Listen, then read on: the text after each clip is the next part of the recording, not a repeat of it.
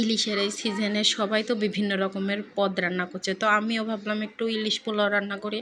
তো তার জন্য দেখো ইলিশ ডিমালা ইলিশ মাছ পিস পিস করে কেটে পরিষ্কার করে তাতে লবণ হলুদ শুকনা মরিচ মাখিয়ে রাখলাম।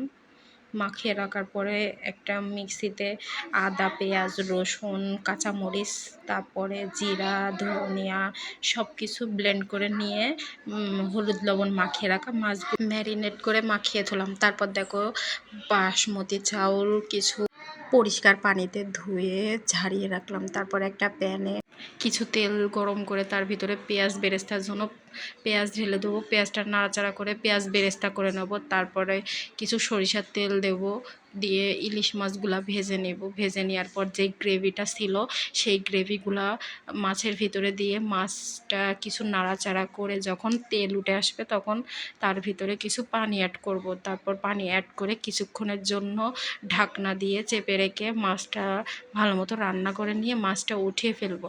তারপরে গ্রেভিটার ভিতরে কিছু কাজু বাদাম দিয়ে তার ভিতরে ভিজিয়ে রাখা চালগুলা দিয়ে দেব। তারপরে চালগুলা দিয়ে পরিমাণ মতো পানি দিয়ে পানি শুকিয়ে গেলে আমরা পরিবেশন করব। তো দেখো আমি এখন পরিবেশন করছি, কত সুন্দর একটা কালার এসে, মাছটা কত ফ্রেশ তোমরা দেখে বুঝতেই পারছো। তো এই ইলিশের সিজনে কে কে ইলিশ পোলাও রেঁধেছো সবাই কমেন্ট করে জান, আর কে কে ইলিশ পোলাও খেতে পছন্দ করো তাও সেটা কমেন্ট করে জানিও।